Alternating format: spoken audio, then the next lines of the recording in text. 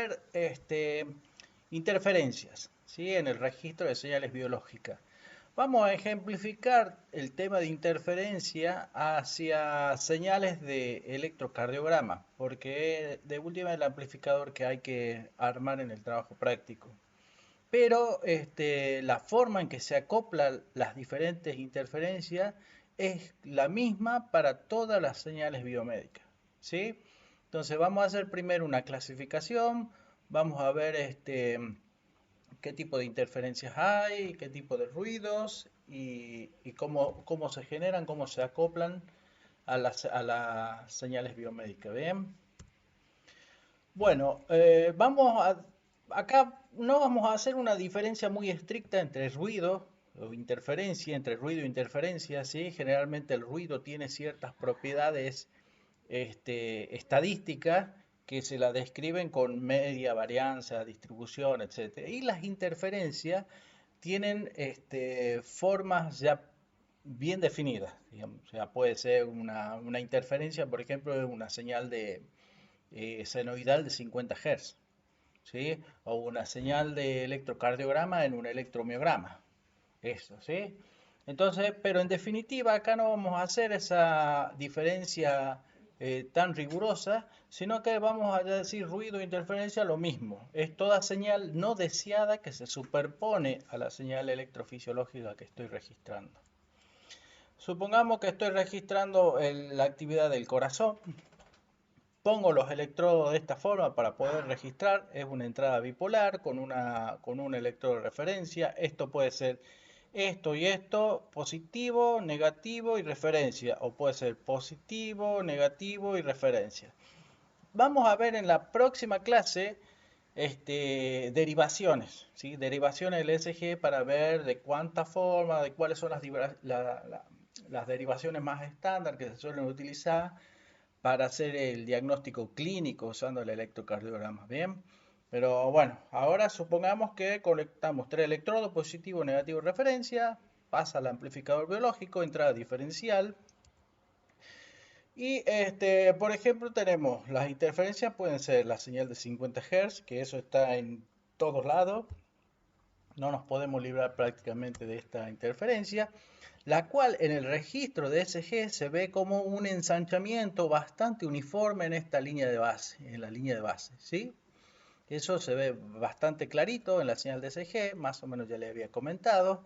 La señal muscular no se suele ver como un ensanchamiento continuo, sino más bien en ciertos lugares hay una actividad irregular. Y esto es un electromiograma que se está metiendo en el electrocardiograma. Y esto es debido a las contracciones musculares. Obviamente es por esta razón que en la práctica normal el electrocardiograma se lo suele tomar en situación de reposo. Pero recuerden ustedes que también hay ciertas patologías en donde el músculo puede estar con contracciones sostenidas, como en algunos espasmos musculares, o pueden estar en el Parkinson, que son evocadas esas contracciones de forma involuntaria. Bien, ¿y cómo se ven en el electrocardiograma? De esta forma, una actividad irregular, en este caso, que se mete en la señal de electrocardiograma.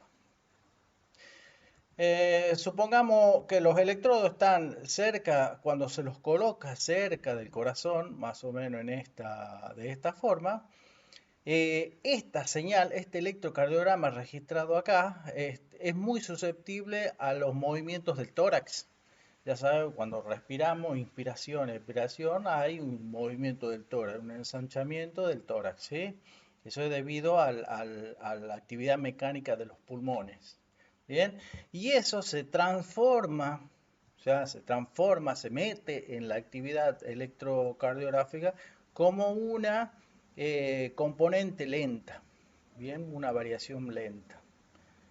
Bien, en este caso, la respiración. Esto no se ve tanto cuando se colocan en las muñecas como en la figura anterior, pero se ve bastante. Esta componente se ve bastante en el electrocardiograma cuando se conozcan cerca del tórax, ¿sí? Los electrodos. Clasificación. Pueden ser externas, no proceden del elemento biológico ni del instrumento de medición. En este caso es la interferencia de 50 Hz. Pueden ser internas, que otras señales biológicas estén generando actividad eléctrica de forma simultánea con el elemento biológico de interés. Por ejemplo, una interferencia de electromiograma en el electrocardiograma, como las figuras que acabamos de ver. O puede ser intrínseca, que esto ya lo genera el propio dispositivo amplificador. Y estos son los famosos ruido electrónico, ruido térmico, y hay un montón de otros ruidos, pero que en señales biológicas, en señales biomédicas, más principalmente las de baja frecuencia, no afectan tanto. Bien, porque son generalmente el ruido electrónico y el ruido térmico, son señales, ruidos de alta frecuencia, ¿sí? Que sí afectan a otro tipo de implementaciones de electrónica, ¿no? Puede llevar algún problemita cuando uno adquiere señales nerviosas, por ejemplo, por donde el ancho de banda va hasta los 10 kHz, pero por los demás generalmente no, no molestan tanto. ¿Cómo se acoplan las interferencias? Bueno, básicamente hay tres tipos de acoplamiento. Uno es conductivo, significa que hay un acoplamiento entre elementos resistivos puros. Acoplamiento capacitivo, un acoplamiento que utiliza como propiedad eléctrica las capacidades parásitas en este caso, o capacidades en el medio ambiente. Y acoplamiento inductivo, ¿sí? O la combinación de las tres. Bien, pero esto es como para hacer una simplificación de los modos de acoplamiento. Si yo haría una clasificación, puede ser inductivo capacitivo, conductivo capacitivo, conductivo inductivo, hay un montón de otras formas, ¿sí? Pero con estas tres formas de acoplamiento queda explicado más o menos la manera en que que esas interferencias se meten en los circuitos. Bueno, para explicar un poquito esto, vamos a basarnos en que todo, por ejemplo, una capacidad que existe en el medio ambiente se la puede representar por el simbolito del capacitor. ¿Sí? Lo mismo, los campos magnéticos solamente se confinan en el interior de los inductores. En la vida real no es así, pero nosotros hacemos esta simplificación para poder explicar teóricamente, matemáticamente, con un modelo circuital, la manera en que se acopla. Bien, esto es simplemente una suposición para modelizar este evento de interferencia. El acoplamiento conductivo es un acoplamiento que se debe a elementos resistivos puros. Ya saben ustedes, por ejemplo, en una UCI o en cualquier ambiente donde hay monitores multiparamétricos, o sea, se registran muchas variables a la vez o con diferentes equipos. Hay muchos equipos y el problema de todos estos es que la instalación eléctrica tiene que ser apta para que todos tengan una tierra común. El problema de esto eh, al, surge cuando uno conecta dos instrumentos, por ejemplo, el monitor multiparamétrico y un respirador, por ejemplo, y lo conecta a la misma más, van enchufados al mismo lugar. Y o sea que van conectados a una misma impedancia de tierra, ¿sí? A un mismo ground. ¿Qué es lo que sucede en este caso? Que hay una corriente de masa que se descarga hacia tierra, lo cual si hay una cierta impedancia que en las instalaciones eléctricas se procura que sea lo más pequeña posible, esto produce una diferencia de potencial VG1, un voltaje de ground 1, ¿sí? Debido a ese equipamiento. Mientras que del otro lado, la corriente que se va hacia la Tierra es distinta, puede ser distinta, ¿sí? Y esto genera otra diferencia de tensión, VG2, de ground 2. La cuestión es que estos dos voltajes, cuando no son iguales, empiezan a haber problemas. Ahora le doy un ejemplito práctico, ¿sí? Estos potenciales de tierra, cuando no son iguales para el mismo equipo, empiezan a pueden producir interferencias no en estos mismos equipos, sino a través del sujeto. Por ejemplo, las causas de la diferencia de este potencial a la Tierra, supongamos que tenemos acá un circuito 1 y tenemos esto, estoy modelando únicamente la resistencia del cable conductor que va hacia Tierra.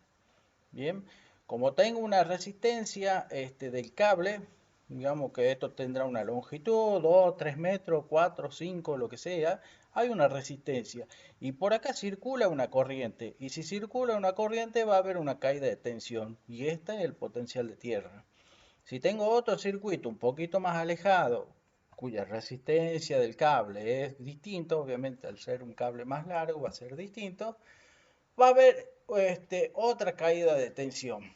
Y esta diferencia de tensión es el problema. Bueno, esto es una forma, con este esquemita que le estoy mostrando acá, es únicamente para explicarle que no necesariamente BG1 es igual a BG2. ¿Sí? En este esquema que yo le había mostrado acá, bueno, pero si las dos van más o menos a la misma impedancia.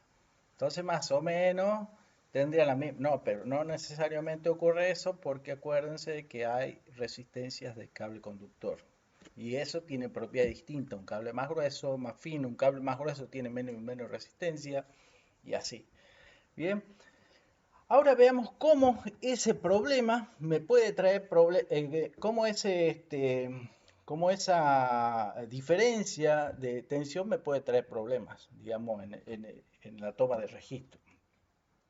Supongamos que tengo la persona y le estoy por registrar a través del circuito 1, le conecto un amplificador de SG. Bien, conecto positivo, negativo y utilizo el electroreferencia y lo mando a tierra. ¿Sí? Supongamos que está conectado a tierra de este circuito. Es la forma que ustedes más o menos van a conectar su amplificador. Bien, ahora, supongamos que conecto un segundo circuito, que puede ser un circuito, qué sé yo, puede estar monitoreando a otro, o uno dice, no, bueno, le tomemos con el mismo circuito, ya que tiene puestos los electrodos, entonces conectan dos circuitos amplificadores. Y esto tiene otra tierra, porque esto va a estar alimentado muy probablemente con otra fuente de tensión. Bien. Entonces, fíjense que esto tiene su propio voltaje de tierra y esto tiene otro voltaje de tierra. Lo que va a pasar es que al tener diferente voltaje de tierra se va a producir una diferencia de tensión y esta diferencia de tensión va a hacer que empiece a circular una corriente por este lazo. Es un lazo de tierra. Bien, si esa corriente viene por acá, sigue por el conductor, pasa del electrodo B al electrodo A, ¿por dónde va a pasar? Y va a pasar por el cuerpo, porque el cuerpo es casi 80-90% de líquido. Entonces acá está conectado, hay una conexión. Y si acá circula una corriente, esto se va a propagar por todo el cuerpo y lo voy a registrar por estos electrodos. Acuérdense que toda actividad eléctrica en el cuerpo generada que pase a través del cuerpo, este circuito 1 lo va a registrar. Entonces, esta es la ¿y qué frecuencia tiene? Y tiene los 50 Hz. Entonces, esta es la forma en que se puede meter una interferencia de 50 Hz a través de un acoplamiento conductivo. ¿Está claro? Y esto es el famoso lazo de tierra. Esto suele ocurrir con bastante frecuencia en los hospitales y bueno, es un concepto que lo tienen que tener claro. Por supuesto que los hospitales ya no tienen cualquier instalación eléctrica que están preparadas para esto. ¿Cómo se soluciona esto? Es poniendo todo, en vez de poner a tierras distintas, poner todos los circuitos a una misma tierra. Bien, es la famosa conexión en estrella. Y esa es la solución para que dejen de haber estos lazos. Y aquí ya no se acopla ninguna actividad de 50 Hz. Por lo menos a través de estos lazos de tierra. El otro es el acoplamiento capacitivo. Vamos a hacer un ejemplo. Supongamos que tenemos dos conductores. Esto es el principio por el cual se acopla. Aparece una actividad en un cable que no tiene ningún tipo de conexión, por ejemplo.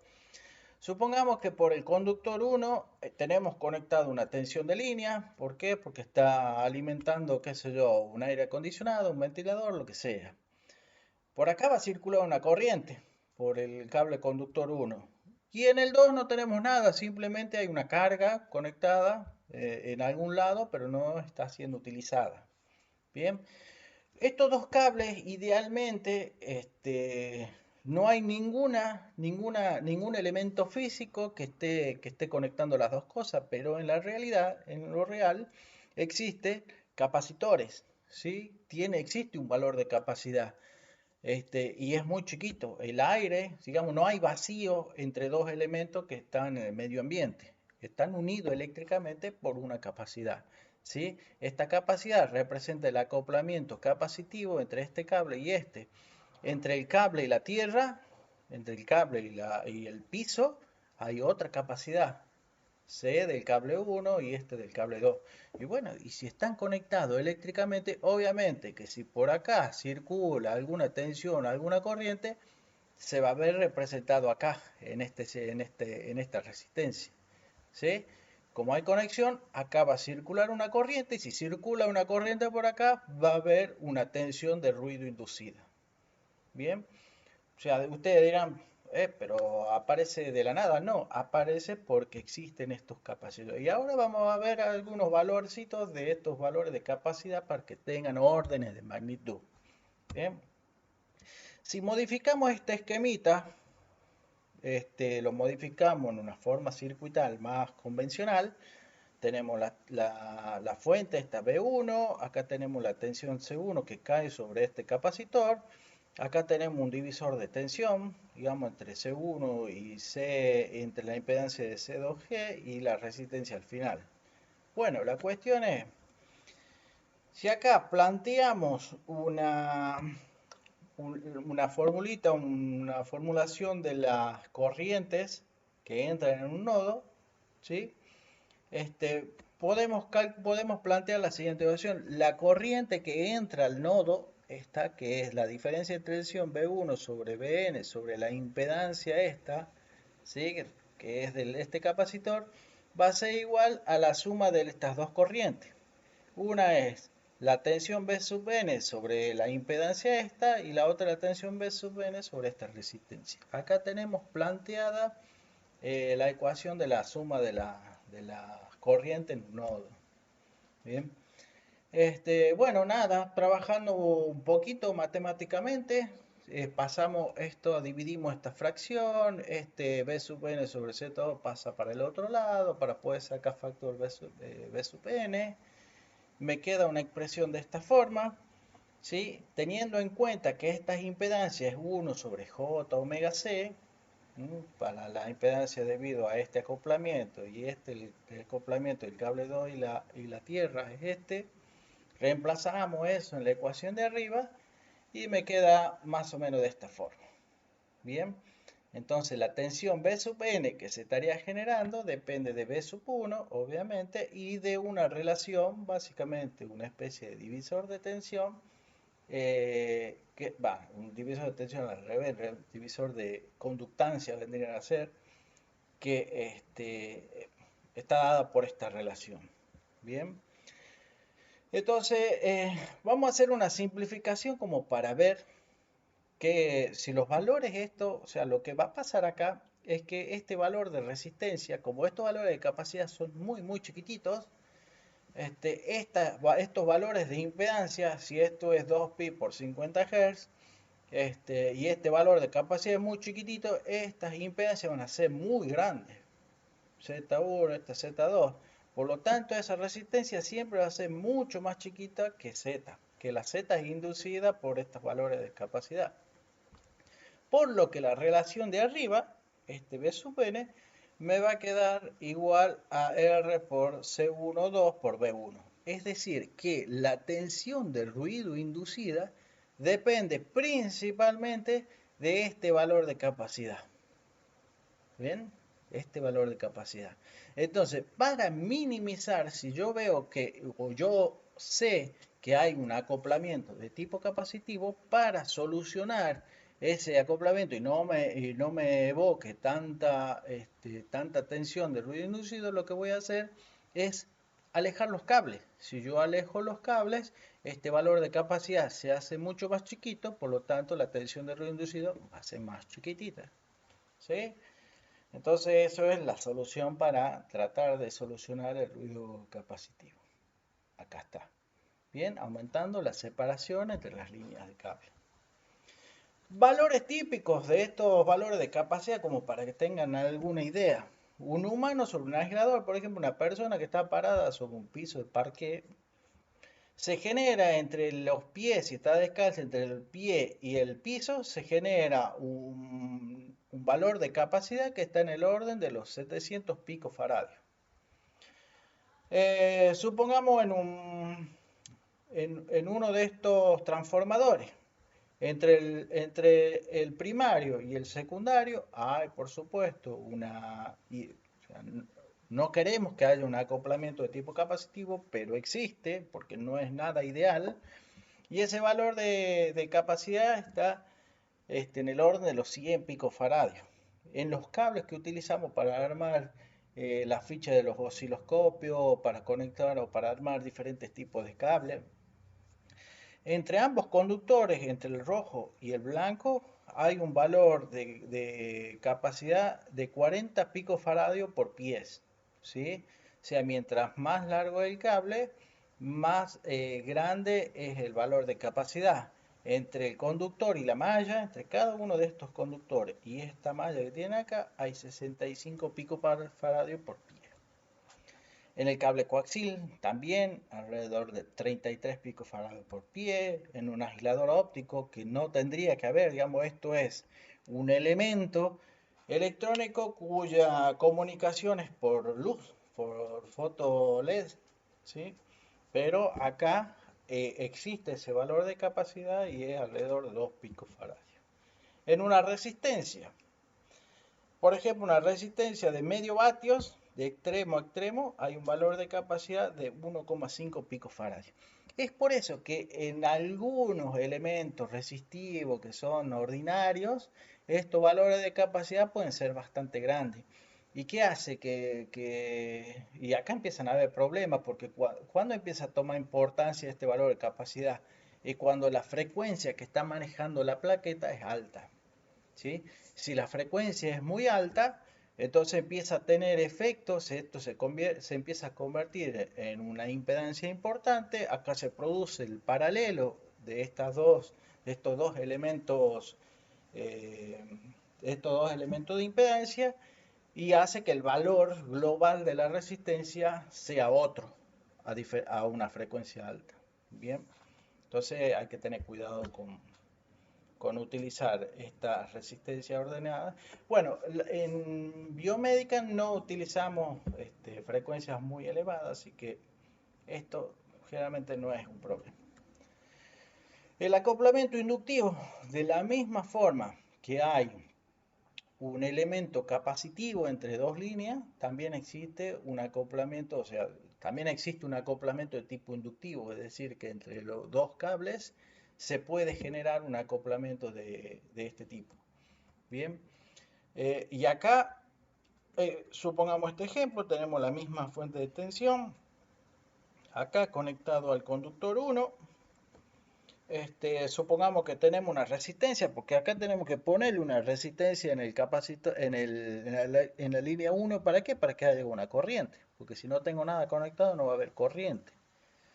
Y al circular una corriente por acá, lo que va a pasar es que va a aparecer en el conductor 2 porque hay un acoplamiento mutuo acá, ¿sí? Una inductancia mutua. Esto es muy similar a lo que ocurre en los transformadores. Bien, si acá tengo una resistencia, acá se va a generar una tensión de ruido inducida.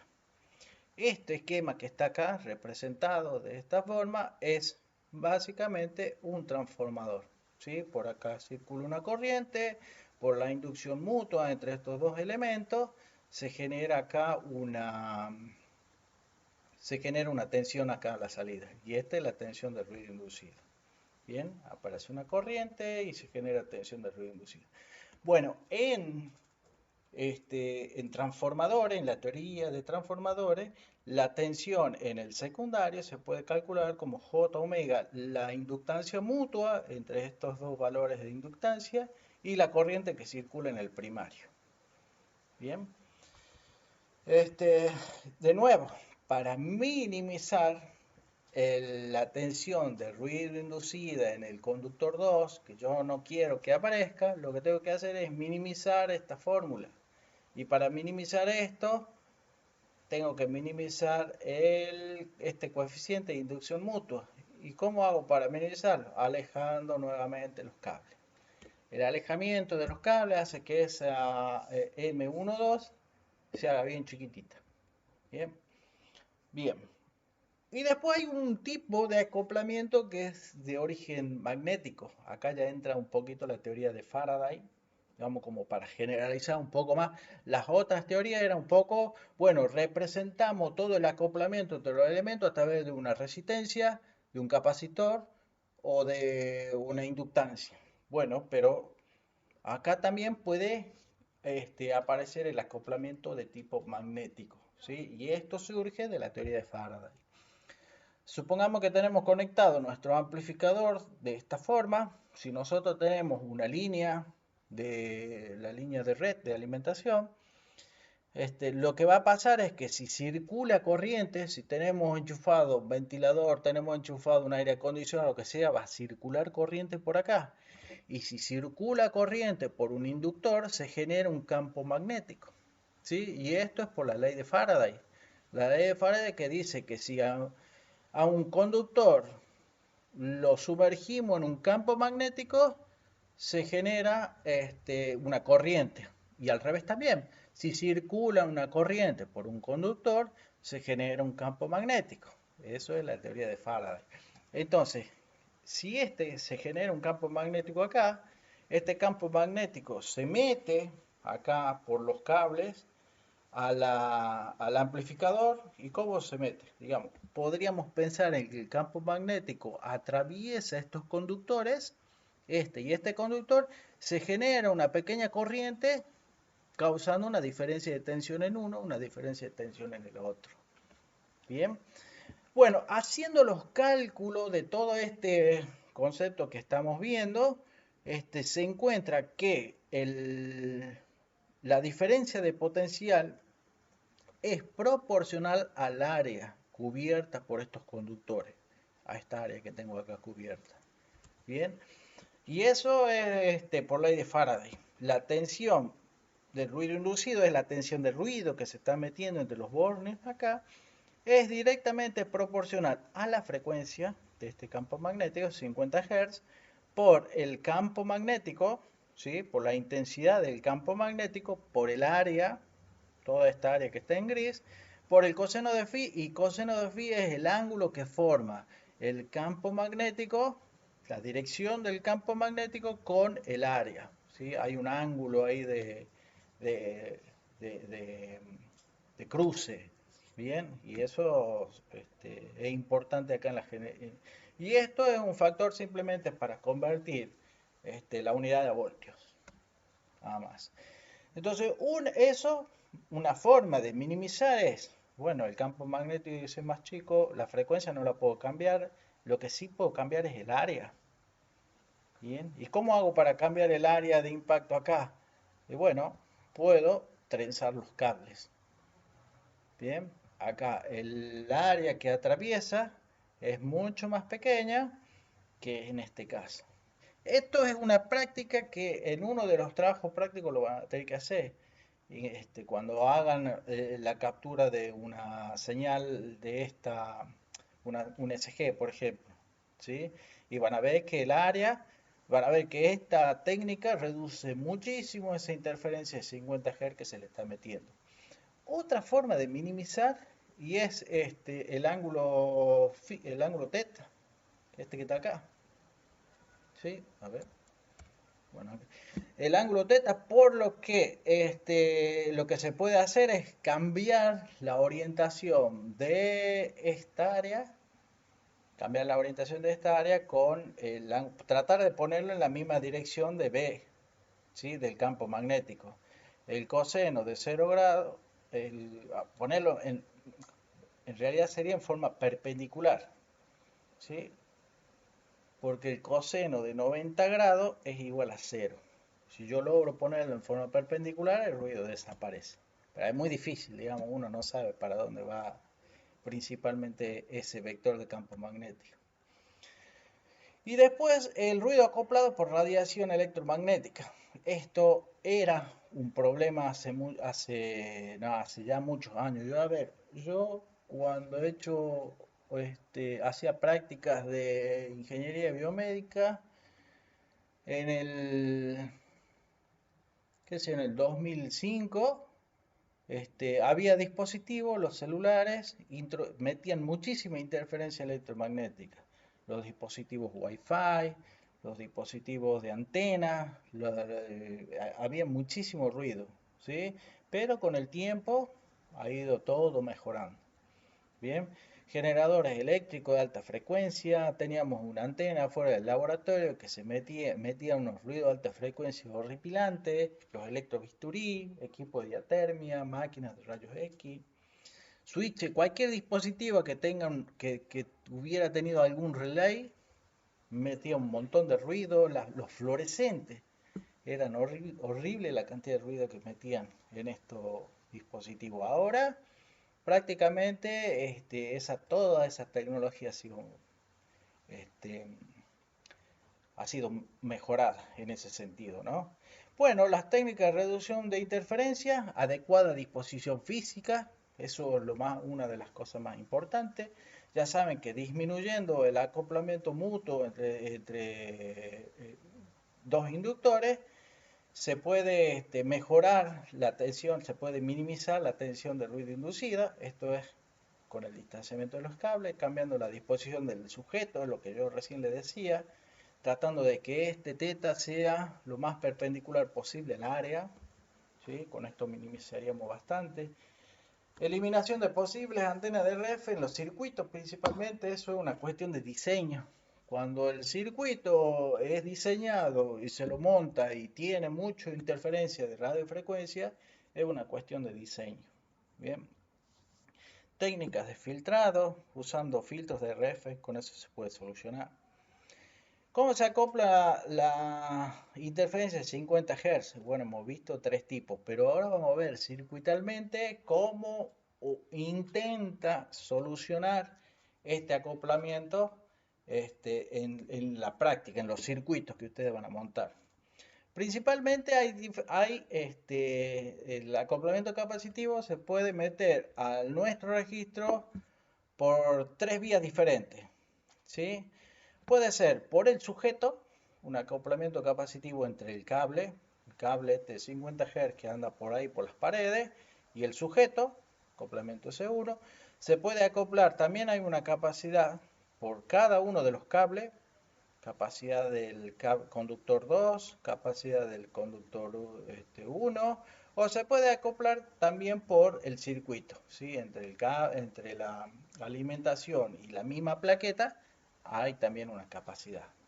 Bien, esta capacidad también existe. Vamos a ver si entra o no entra en el cálculo. Bueno, pero estas son las diferentes maneras en que se nos puede meter ruido a la plaqueta, ¿sí? Al amplificador.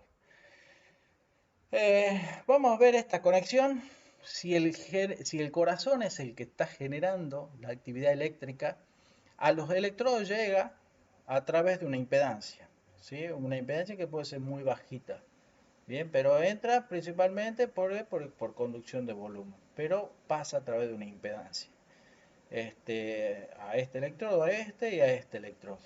Ahora, si representamos este esquemita que tenemos acá, lo representamos de esta forma. Esto es el sujeto, acá tenemos el corazón y acá tenemos las resistencias de cada uno de esas que están representadas en el otro dibujito. Estas resistencias, ¿sí?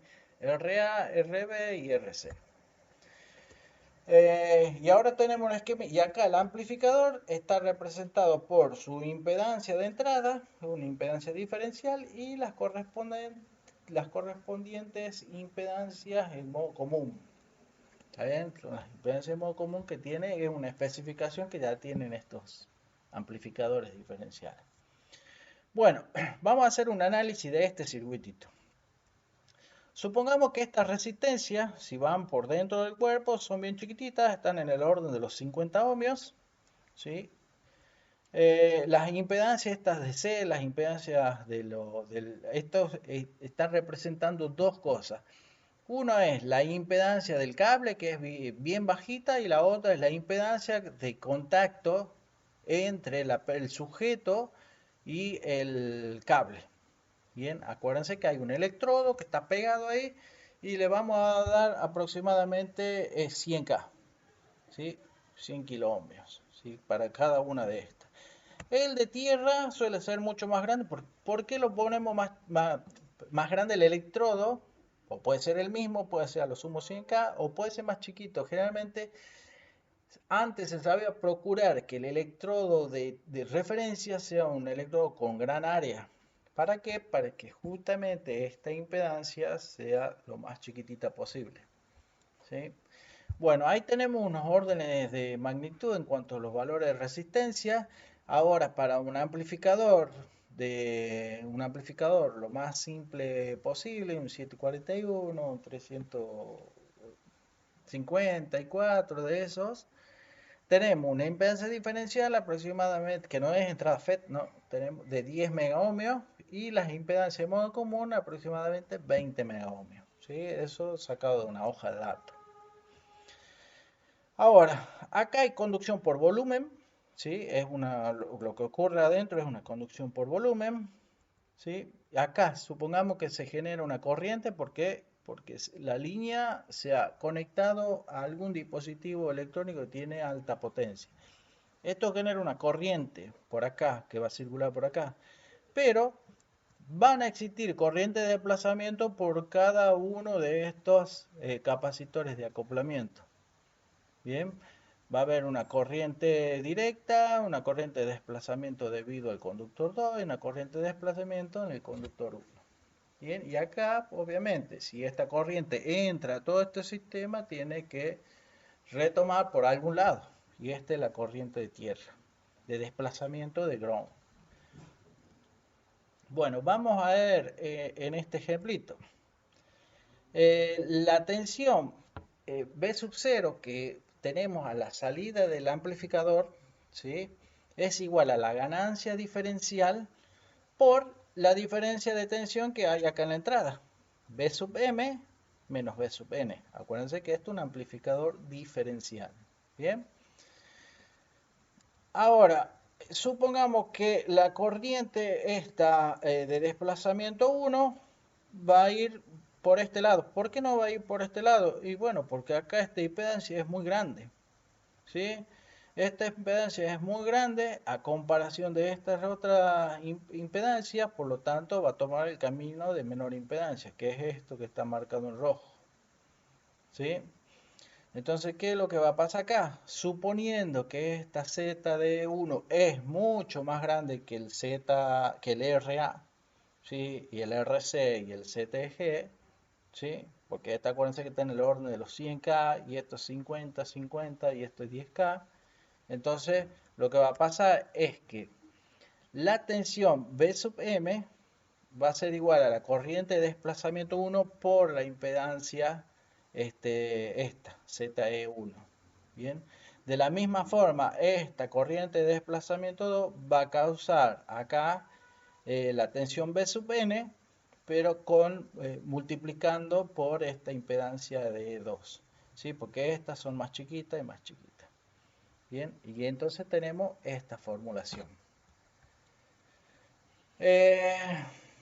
Bien, esta es la corriente D2. Bien, entonces suponiendo que la corriente de desplazamiento de 1 es aproximadamente igual a la corriente de desplazamiento de 2, voy a poner estas dos bajo un mismo nombre, me va a quedar de esta forma, saco factor común la corriente de desplazamiento y me queda que la tensión de salida es la ganancia diferencial por la corriente de desplazamiento y por la diferencia entre estos dos valores de impedancia. Bien, Fíjense ustedes que entonces, y acá ya estoy viendo, para minimizar, ¿qué tengo que hacer? Y bueno, uno es minimizar la corriente de desplazamiento. La forma de minimizar la corriente de desplazamiento es haciendo que estos valores de capacidad sean muy chiquititos. Con eso voy a minimizar. Pero si no puedo evitar, si no puedo hacer que estos valores de capacidad sean muy pequeñitos, lo que tengo que hacer es que estos valores de impedancia de ZE1 y ZE2 sean lo más parecido posible. ¿Qué significa que sean lo más parecido posible? Significa que sean del mismo tipo de electrodo, tratar de que sean pequeños los dos valores de impedancia y eso. ¿Sí? Si los dos son exactamente igual, esos valores de impedancia son iguales, entonces no voy a tener ninguna tensión a la salida de ruido. ¿Mm? Y bueno, y esto lo que hay que hacer es igualar esas impedancias. Esta es la forma en que se acopla en modo diferencial esta interferencia de red. ¿Sí? Por supuesto que no es la única manera. Acá hemos visto el modo diferencial, entonces es cuando la interferencia, la tensión, se acopla a través de los conductores del cable 1 y del cable 2. ¿Sí? Así se mete la señal, en gran manera. Ahora, acá hay un ejemplito numérico. Supongamos que la corriente de desplazamiento sea 6 nano, 6 nanoamperes para 9 metros de cable unipolar. Acá tenemos algunos valores de impedancia, una ganancia diferencial de 1000, que es la de un amplificador de electrocardiograma. ¿Cuál es el nivel de interferencia? ¿Es objetable o no? Con estos valores. Veamos una formulita. Calculamos la diferencia de tensión que entra al amplificador, que son 120 microvoltios. Por lo tanto, para 120 microvoltios, bien chiquitito, voy a tener a la salida 120 milivoltios de nivel de ruido inducido. La pregunta ¿es significativo o no? Y bueno, pienso yo en una señal de electrocardiograma. ¿Cuánto tiene el complejo QRS? Y bueno, el complejo QRS tiene 1 milivoltio. Si lo amplifico por 1000, va a tener un voltio. Un voltio frente a 120 milivoltios es significativo y es casi el 10% de la señal, ¿no? Entonces, se va a notar el ruido inducido. Eso es lo que, entonces sí es objetable el nivel de interferencia. Las técnicas para disminuir este acoplamiento de modo diferencial. Disminuir la longitud de los cables, alejar los cables de la fuente de interferencia lo más que se pueda y usar cables mallados. Cuando uno usa cable mallado, la malla lo que hace es que el valor de capacidad se hace mucho más pequeño, ¿sí? La capacidad de acoplamiento. También se puede disminuir la impedancia de contacto de los electrodos, mejorando la adherencia y la continuidad con la piel. Se usan geles conductores, mismo tipo de electrodo. Esto tiene que ver con el desbalance. Si uso electrodo, despego de un lado, lo vuelvo a pegar en otro lugar, muy probablemente se me meta un ruido y el tipo de acoplamiento de ese ruido es en modo diferencial. ¿Por qué? Porque un electrodo está más seco que el otro y los valores de impedancia son muy distintos. Entonces se va a meter mucho ruido.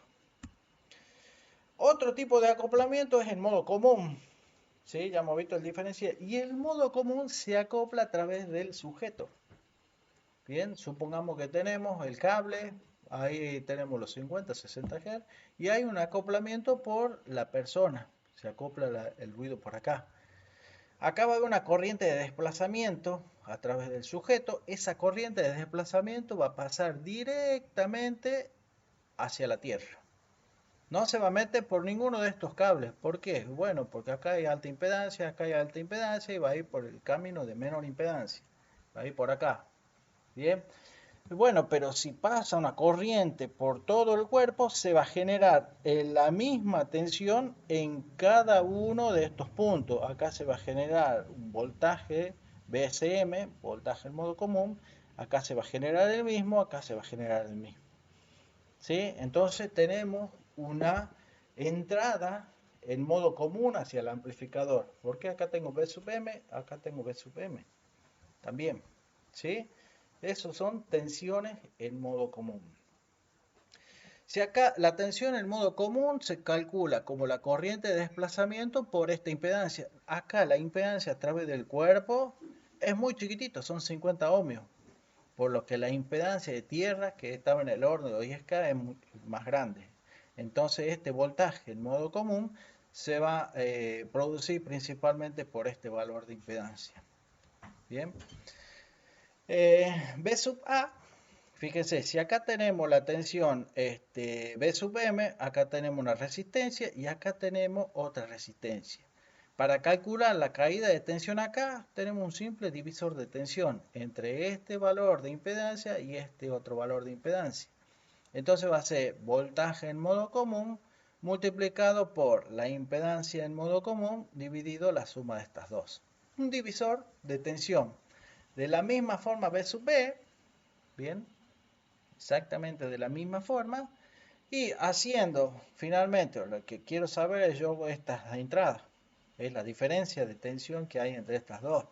Si hago esa diferencia de tensión, la resta de esto menos esto, acá ya opero un poquito matemáticamente, saco factor del voltaje en modo común y me queda que la diferencia de potencial, ¿sí?, es igual al voltaje en modo común, lo que se genera acá, por la impedancia, la diferencia de estas impedancias, ZE menos ZE1, dividido la impedancia en modo común. ZCM es una especificación en la hoja de datos, mucho no se puede hacer, ya es algo del instrumento, entonces lo que se hace para minimizar este acoplamiento en modo común es nuevamente tratar de que estas impedancias sean lo más parecido posible. Es la misma estrategia. Bien, ejemplo numérico, acá hacemos un ejemplito numérico. Corriente de desplazamiento 0,5 microamperes, la impedancia del electrodo de ground es más o menos 20 kiloohmios y acá me genera una tensión en modo común de 10 milivoltios. ¿Es objetable o no? Y bueno, utilizo la formulita que acabamos de calcular, una diferencia de impedancia de 10 kiloohmios, que es lo más o menos normal, impedancia de modo común un megaohmio. Hago el cálculo y me da 100 microvoltios. Eso es la entrada al amplificador, lo cual multiplicado por 1000 me va, bueno, esto es en realidad un ECG normal. Y si a esta diferencia de potencial lo multiplico por 1000, eso va a ser 100 milivoltios, lo cual es aproximadamente el 10% es más o menos el mismo nivel de ruido para los valores. Para estos valores es objetable el nivel de interferencia. Técnicas comunes para corregir esto, para minimizar, elegir amplificadores operacionales adecuados, ¿sí?, que tengan estos impedancias en modo común lo más grande posible. Usar electrodos de baja impedancia, bien, usar electrodos con grandes áreas de contacto, diseños específicos. Disminuir el desbalance entre las impedancias, usar el mismo tipo de electrodo, mismas condiciones. Si yo le pongo gel a uno, al otro también le tengo que poner gel, ¿sí? Si no le pongo gel, no le pongo gel a ninguno de los dos para que esto trate de parecerse lo más posible. Esta diferencia, para tenerla en cuenta, es mejor cuando las impedancias, los valores absolutos de estas impedancias son más pequeñas. No es lo mismo un 1% o un 2%, un 10% de impedancias que están en el orden de los 10K que el 1 o 10% de impedancias que están en el orden de un mega. Bien, eso se dan cuenta, ¿no? Va a depender del valor absoluto, esa diferencia del valor absoluto de la impedancia. Bueno, y para los biopotenciales simultáneos, evitar movimiento durante la actividad cardíaca para que no se me meta la actividad muscular en la actividad electroencefalográfica, evitar movimiento o contracciones musculares durante los registros. El ECG materno en registros de ECG fetal es bastante común, al menos era bastante común. Ahora los sistemas actuales tienen filtros adaptivos que digamos, detectan el ritmo cardíaco de la madre y lo restan a la señal de una forma matemática, no de una forma lineal, y obtienen el registro del electrocardiograma del feto, el fetal. Los movimientos respiratorios, cómo se ven las señales, la interferencia de línea es un engrosamiento en la línea de base, ya le había comentado, y la interferencia de electromiograma es una irregularidad, es una onda irregular que aparece ahí también. ¿Sí? Acá aparece 50 Hz y acá aparece una interferencia irregular. Y estos son por despegue de los electrodos. ¿Sí? Acá cuando hay un despegue de los electrodos, una de las impedancias se va para cualquier lado. ¿Sí? Toma un valor muy muy alto. La cuestión es que esa diferencia es muy grande y hace que sature el amplificador. Esto se va a positivo o a negativo, depende de cuál. Y se suele ver de esta forma. ¿Sí? Cuando uno vuelve a conectar los electrodos, generalmente esto vuelve a retomar a su línea de base con cierto tau. Y ese tau depende del filtro del amplificador. Bien, acá por ejemplo tenemos un registro de un electrocardiograma, se produce el despegue del electrodo, lo vuelve a pegar y vuelve lentamente con un tau hacia la línea de base nuevamente. ¿Con qué tau retorna? Eso depende de la frecuencia de corte inferior que utiliza el amplificador biológico. ¿Mm? Por ejemplo, en el DSG, si la frecuencia de corte inferior es 0,47 Hz, 0,047 Hz, el tau se calcula a través de esta relación y se mide en segundos.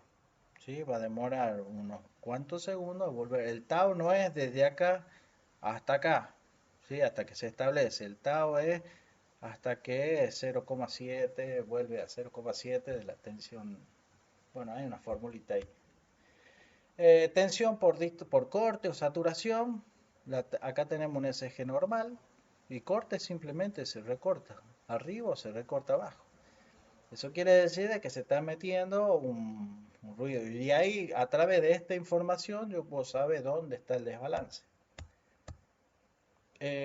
Y bueno, y distorsión por frecuencia. Cuando no selecciono bien los filtros, voy a tener distorsiones por frecuencia. ¿Sí? El complejo QRS, si por ejemplo acá el ancho de banda correcto es de 0,02 a 150, recorto a 25 Hz, obviamente el complejo QRS que tiene componente de alta frecuencia se ve afectado.